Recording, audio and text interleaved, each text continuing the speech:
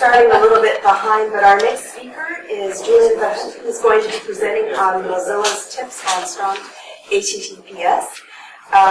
If you might have read from your agenda, Julien has a lot of experience in web application security, service architecture, cryptography, and risk management. He has written a book on securing ops development and is currently working with Mozilla and is responsible as a contributor for their CA management program and a lead developer in their TLS observatory and number of security tools they have. Thank you, Sean. I have stickers. That's the most important part of the talk. You can skip the rest. Hi everyone. This is about HTTPS, and it's not going to be your typical, or hopefully not your typical HTTPS talk. How many people in this room know what certificate transparency is? Good, that's okay. How many people know what OCSP stapling is?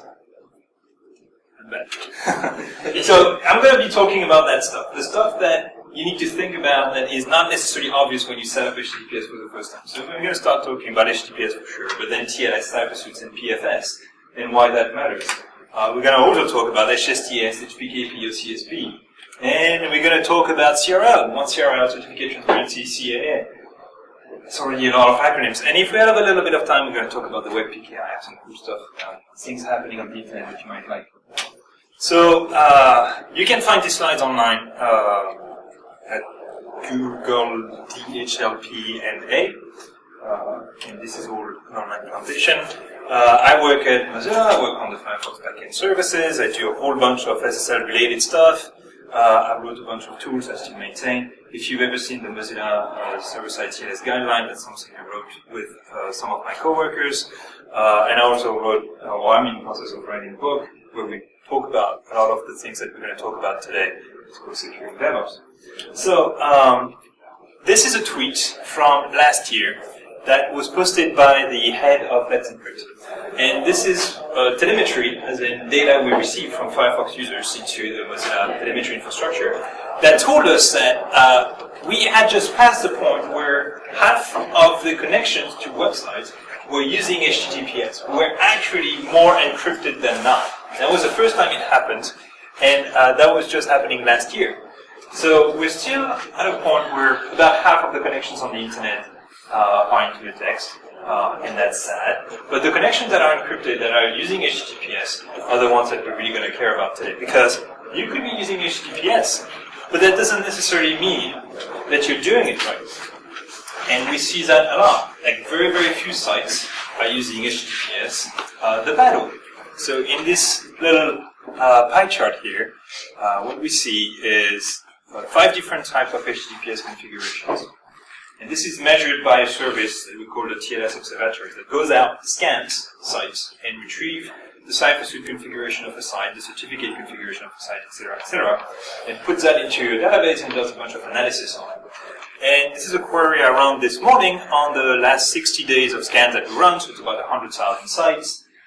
You can also use it yourself. If you go to observatory.mozilla.org, there's a fancy little page and it will give you data. And so what we see here is about 40% of sites use intermediate TLS configuration, which is the one we typically recommend because it's a trade-off between security and compatibility with all browsers. It's usually good. About 36% use something that we describe as non-compliant, as in it's probably okay, but it has some things that we don't like. The pie chart doesn't exactly say why, but when you use the tool, it actually tells you what you need to change. But more alarming here is 21%, more than a quarter of sites that use HTTPS have bad configuration, as in they have parameters in the config that are not secure, that can potentially put or remove the entire security that HTTPS provides. And on the other hand of that, what we call modern configuration is very rarely used. It's 0.78% of sites. So some of the reasons for these is some sites, sometimes, need to maintain compatibility with very, very old clients. And that's very rare, but it happens. For example, Mozilla.org needs to allow Windows XP users on Internet Explorer 6 to connect because they need to be able to download Firefox. And yes, we still have those users, and it's still horrible to have to maintain an infrastructure for them, but we do it. We have a very specific use case for it. But most sites absolutely do not need to have that kind of compatibility because users will just connect with Firefox or Chrome or IE.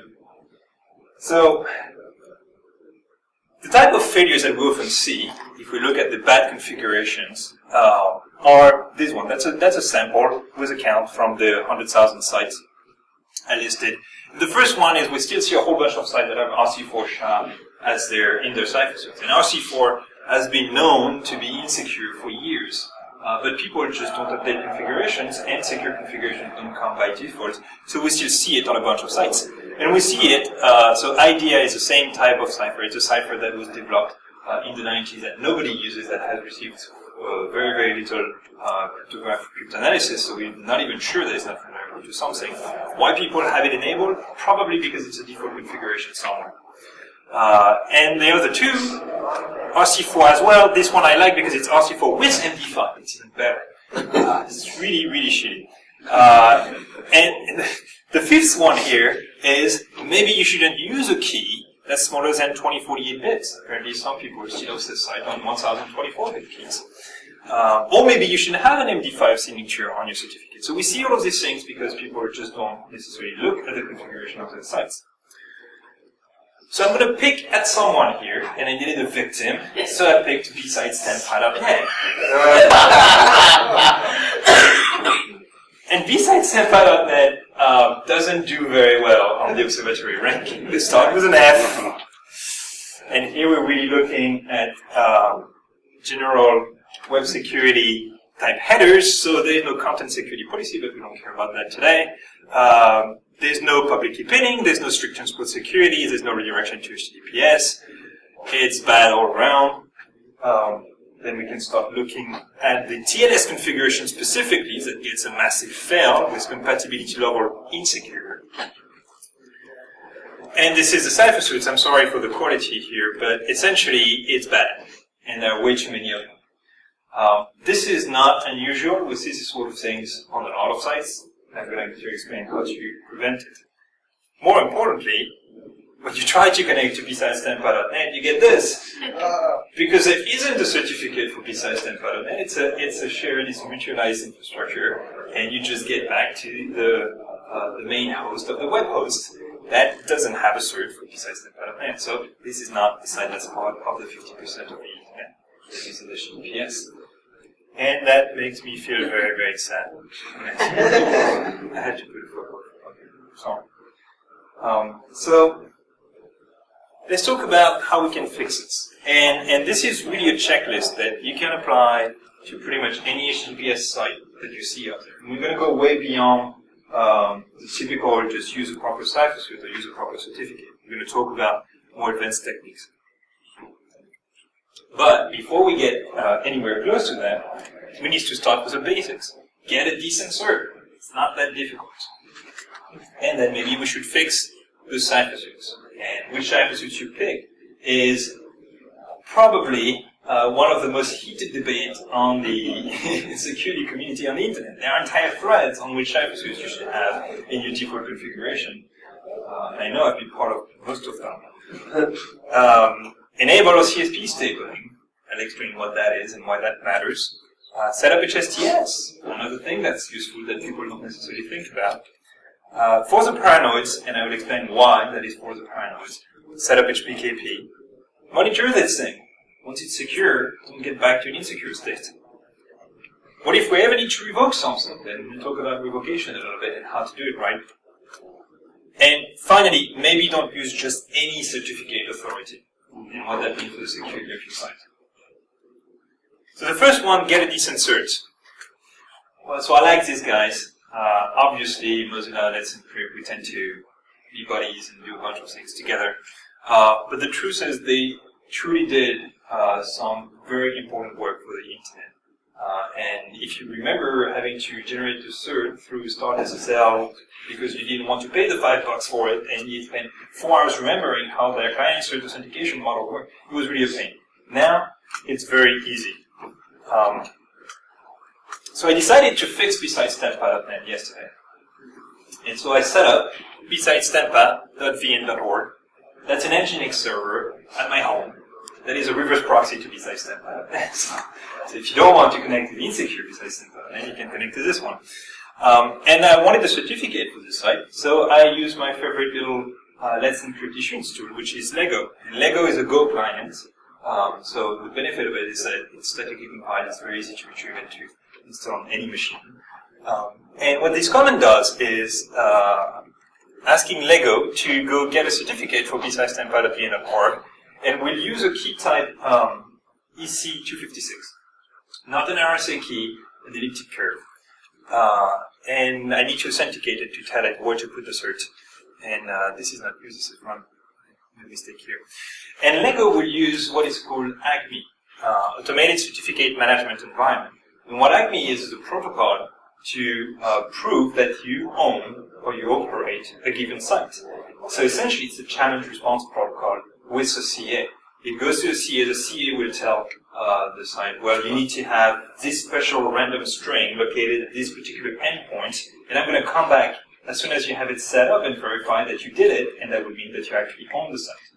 And so Lego and Let's Encrypt API work together to do that key exchange, that challenge response protocol. And once the challenge succeeds, Let's Encrypt says, all right, fine, give me a public key, I will sign it, and you get your certificate. All of that happens in, if you've never done it, between 5 to 10 seconds. It's really fast.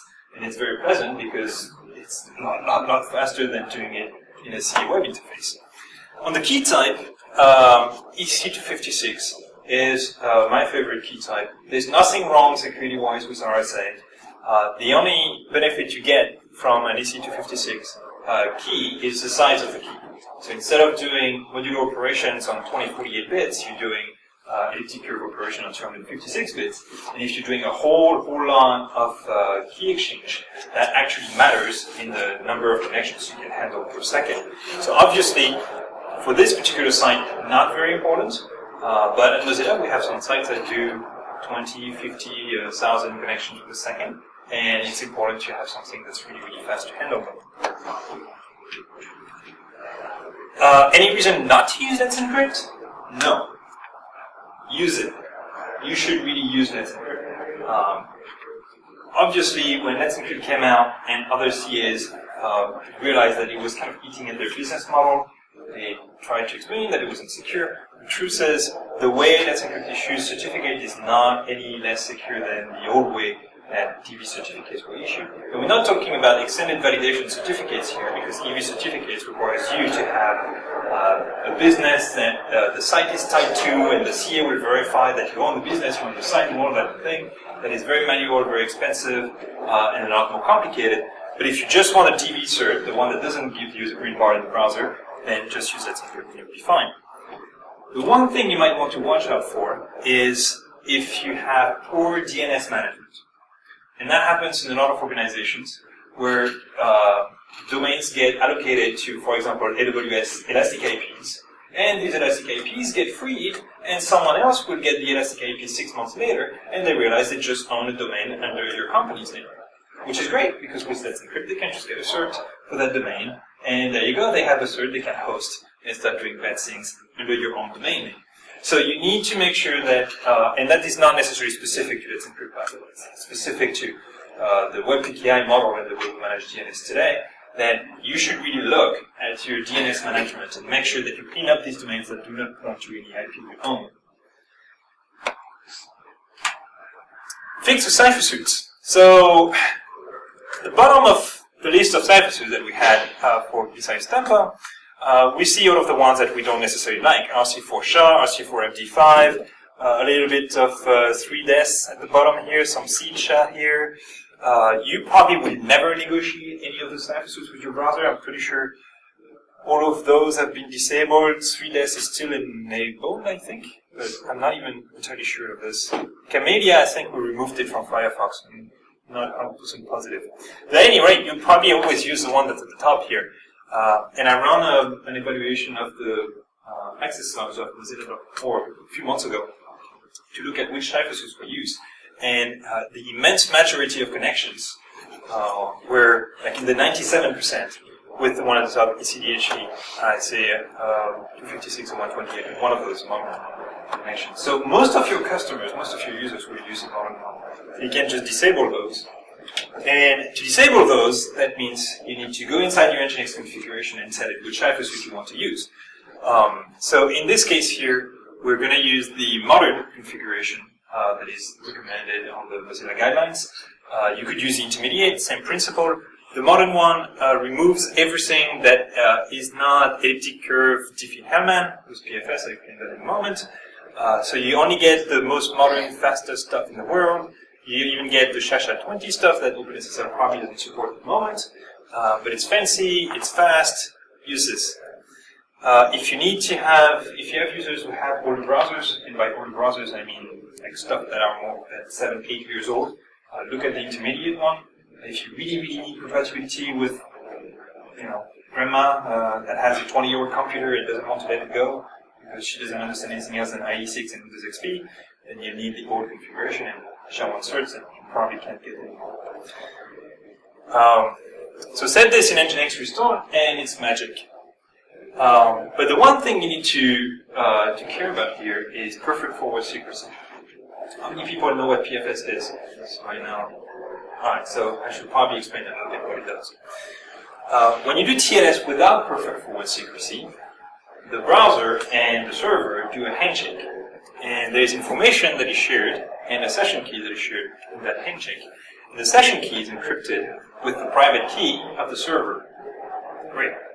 The session key is then used to encrypt the rest of the communication. All fine. The problem is, if 2 years later someone is recording your traffic, and they're patient, they're not in a hurry or anything, they're just waiting for you to make a mistake, and they have a copy of your entire traffic. You lose your private key, you post it on GitHub or something, or maybe the certificate has expired and you don't care about it anymore, you just throw it in some public location thinking it wasn't really important anymore. That someone can take your private key, take the traffic that was recorded 2 years ago, and decrypt that traffic. Chances are, all of these passwords that are in the traffic are still valid today because no one changes them. That's a problem that perfect forward secrecy solves. In PFS, you do the same handshake, except the client and the server will enter a negotiation mode where they will agree on a session key without having that session key go over the wire. So it's never leaked over the network. And even if the private key of the server leaks at some point in the future, then the attacker will not be able to decrypt that traffic because the session key that really encrypted the communication never passed through the wire.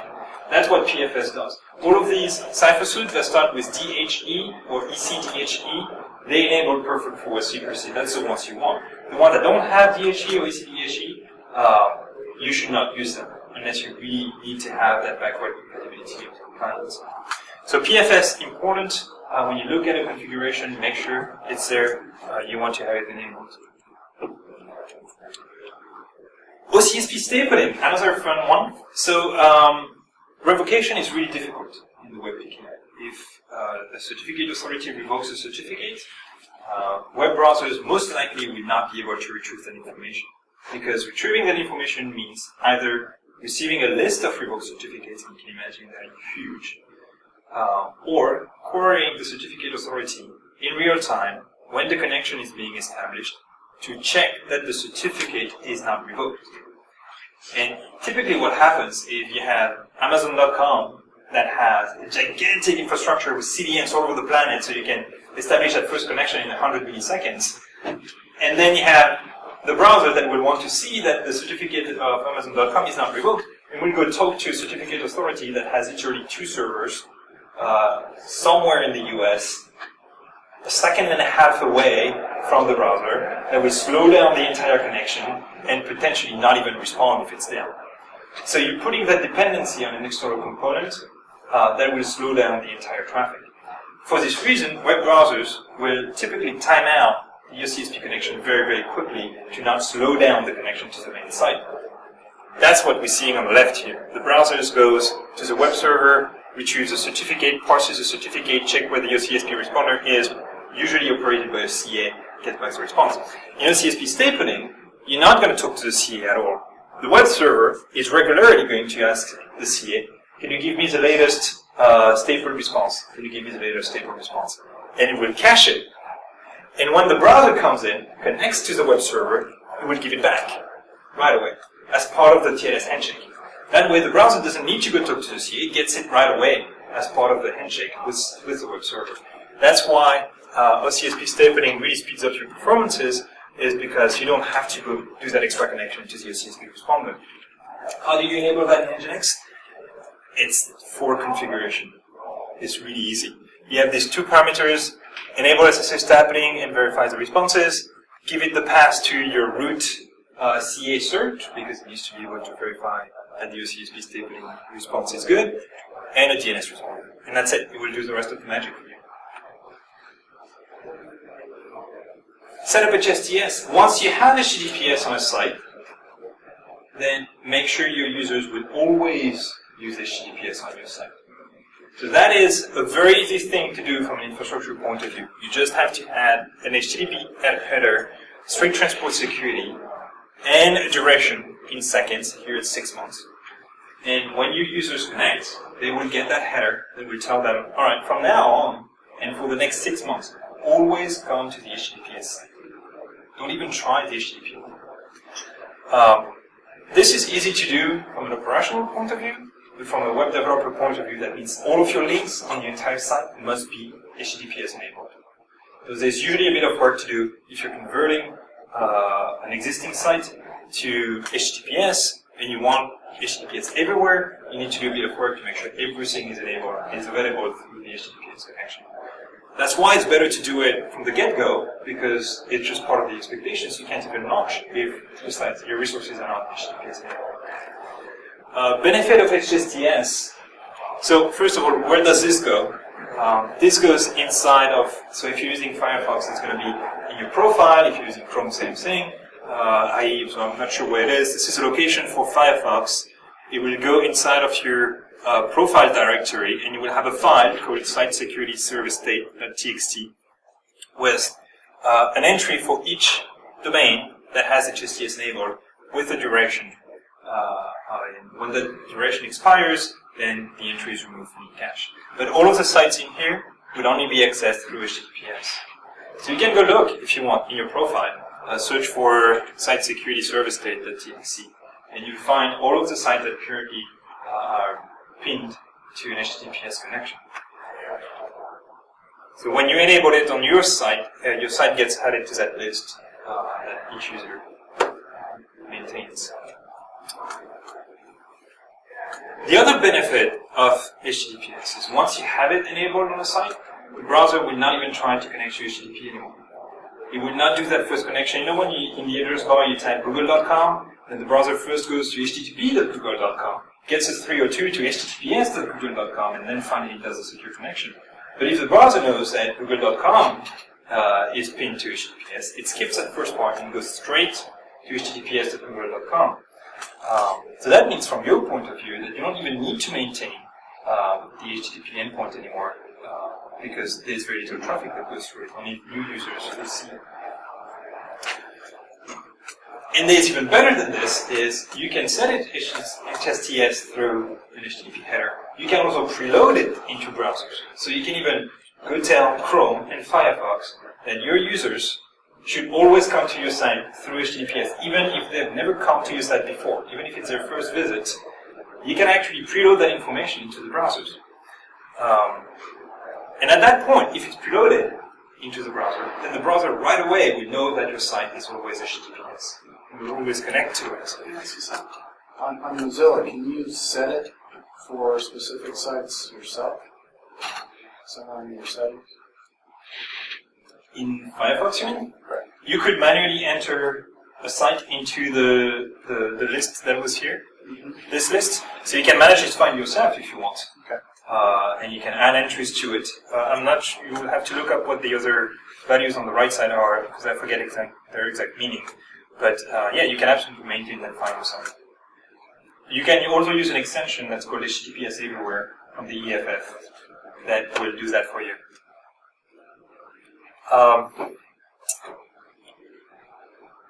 So this is the HTTPS preload.org site. So it's a bit tricky to get in there because you need to not only have HTTPS on your site, on your domain, but also on every subdomain of that domain.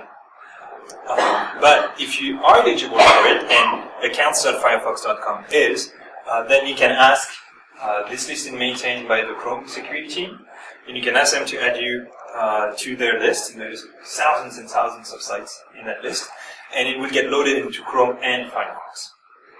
So automatically, that's a way to tell the browser about your site. HPKP.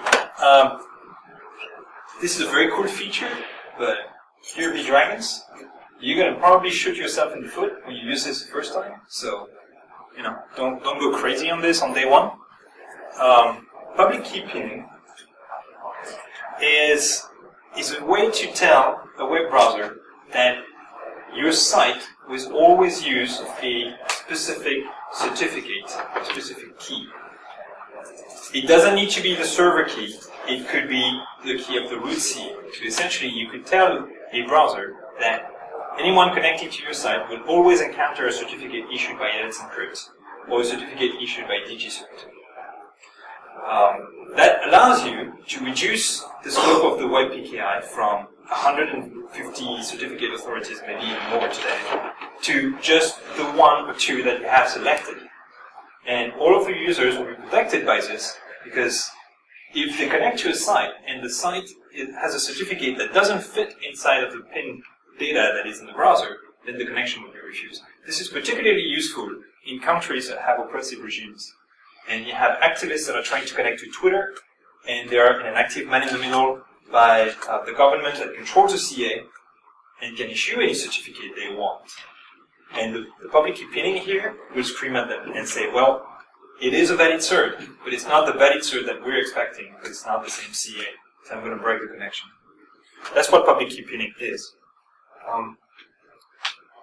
You can provide PKP information through HTTP headers by returning it from your site. It's very easy to do. This is a simple block that's returned by most of the Firefox services sites.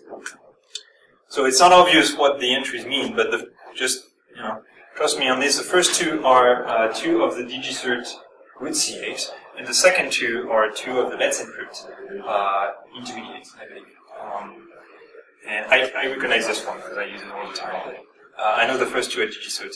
So how do you generate that? You need to, this is what, before we get to the generation, this is what the certificate path of one of my personal site looks like. It uses a Let's Encrypt certificate. And one of the pin we had here correspond to this intermediate here. And you can see that Let's Encrypt has two roots. One is owned by the ISRG, which is Let's Encrypt itself. One is owned by a third-party digital IDEN trust, digital signature trust code.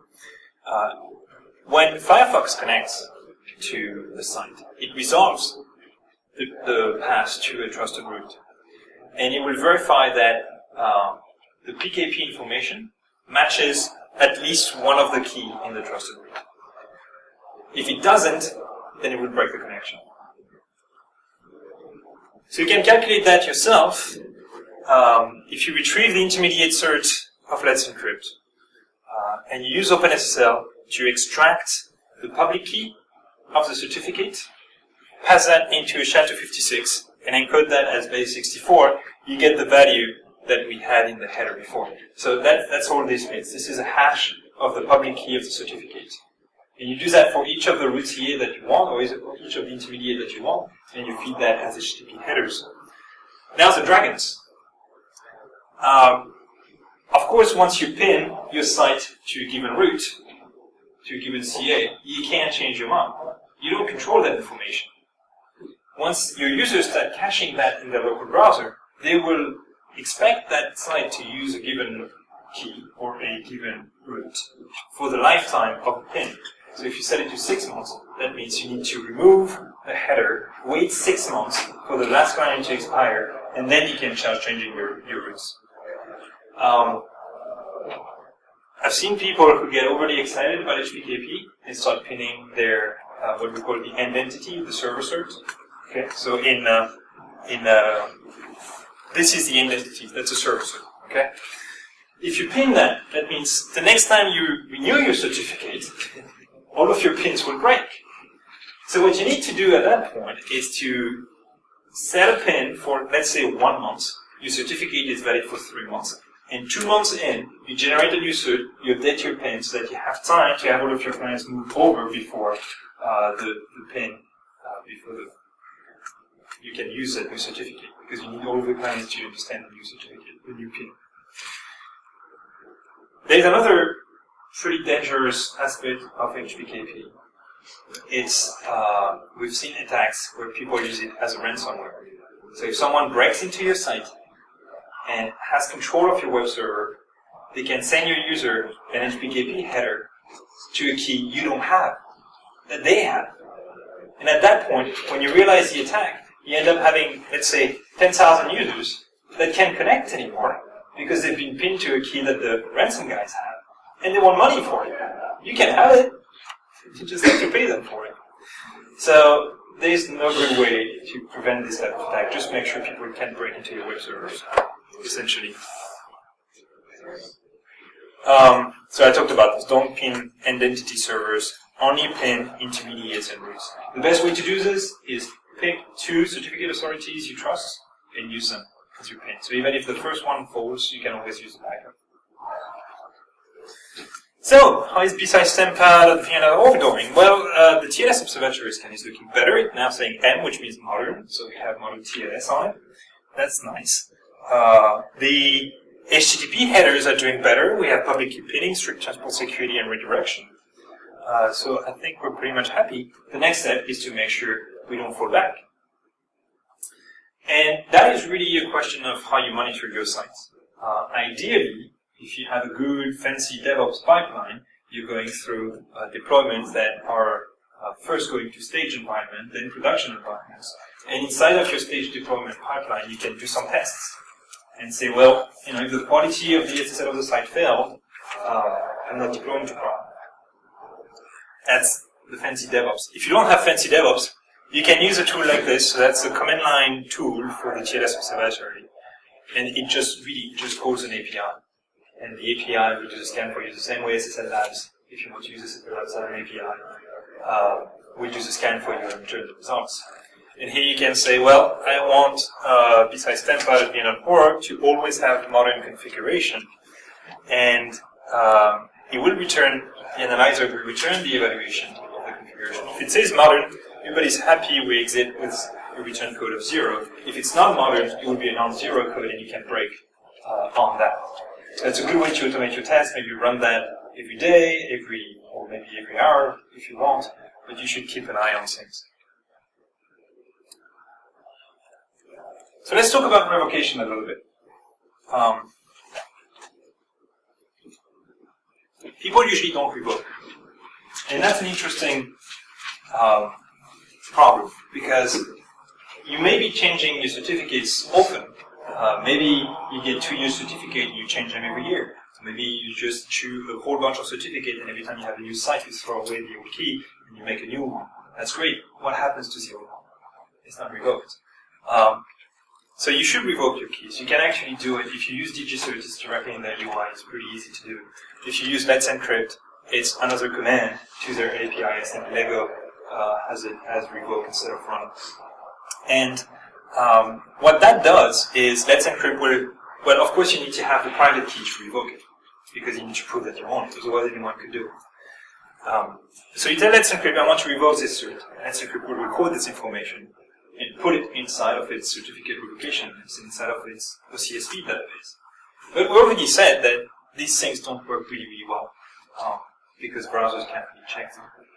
So something that Chrome and Firefox have been doing is to try to protect the users without them knowing.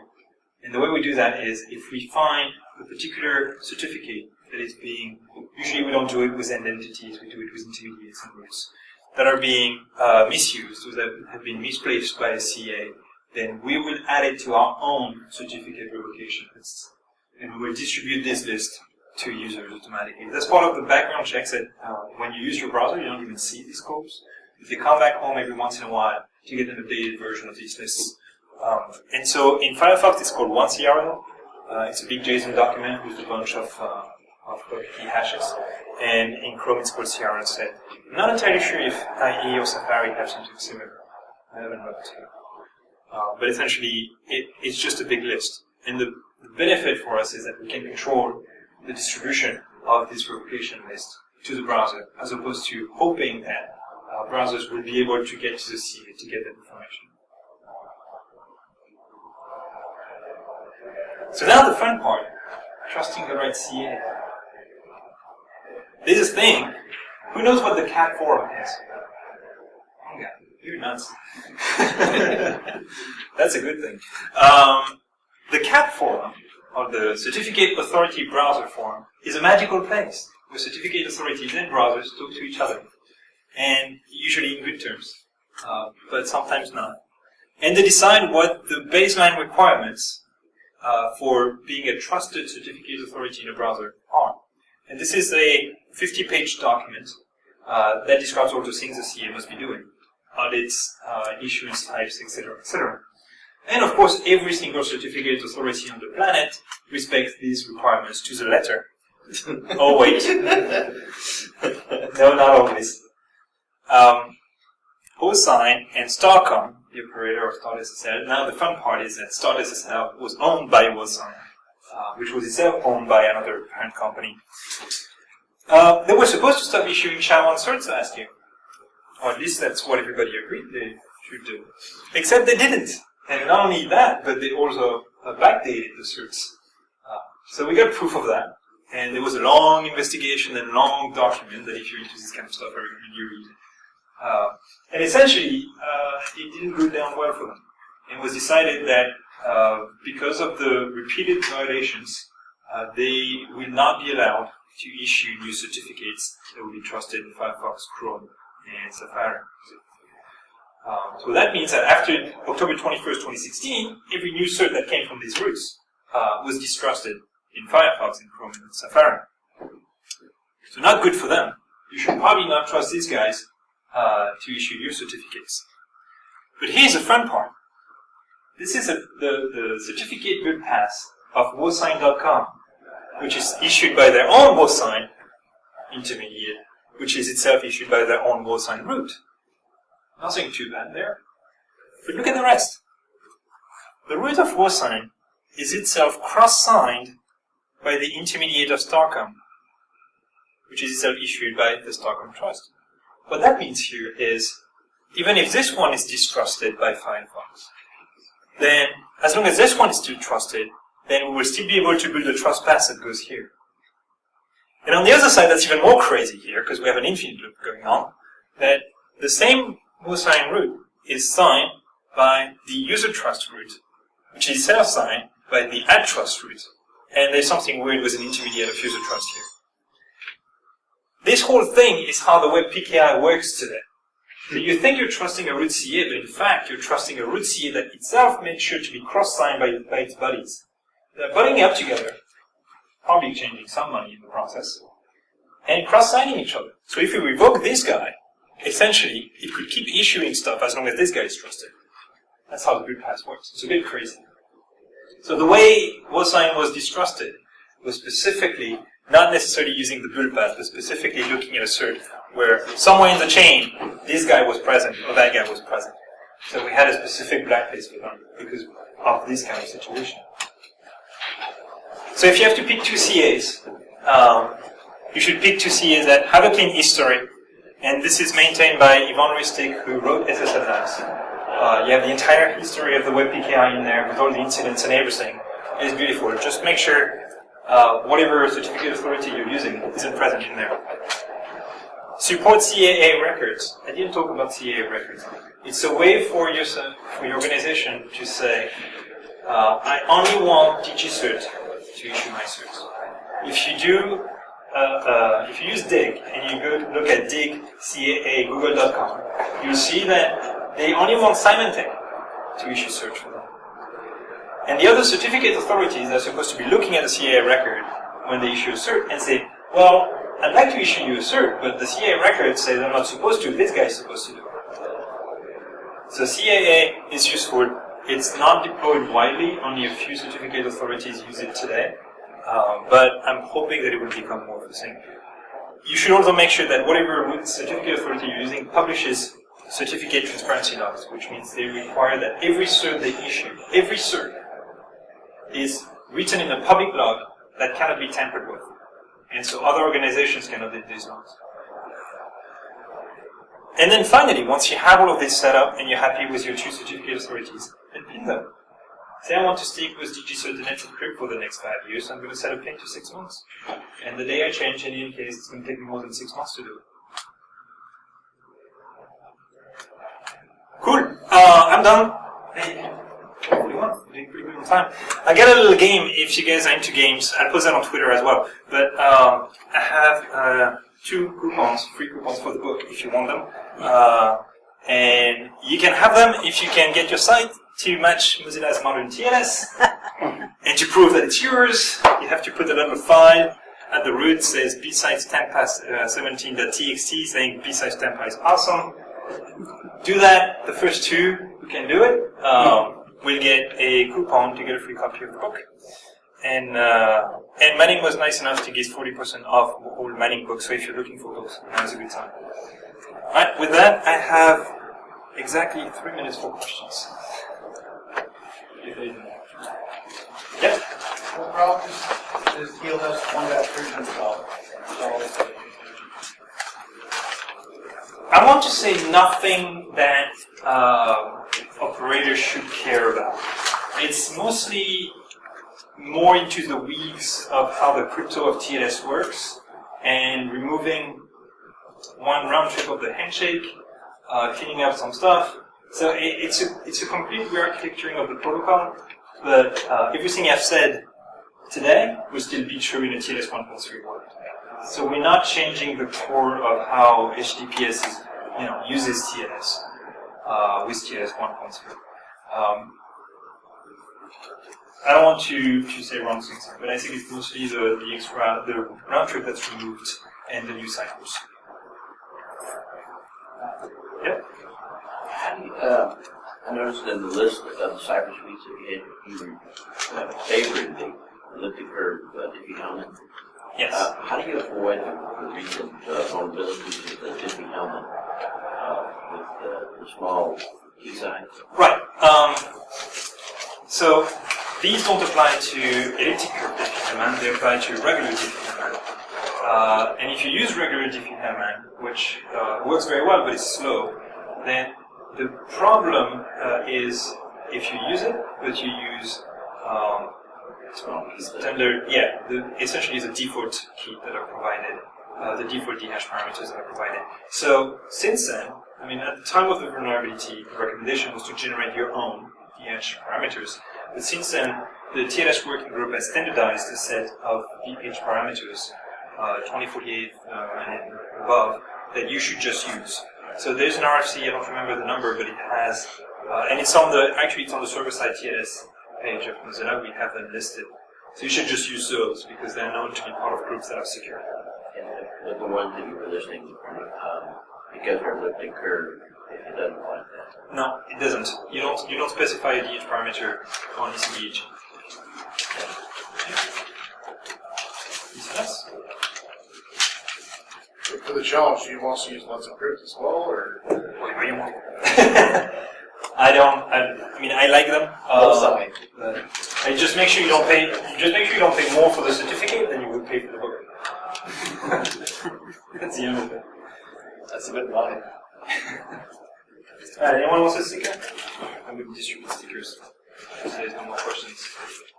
Actually, all the stickers outside are gone, so I'm just going to stand there and distribute stickers. That's it.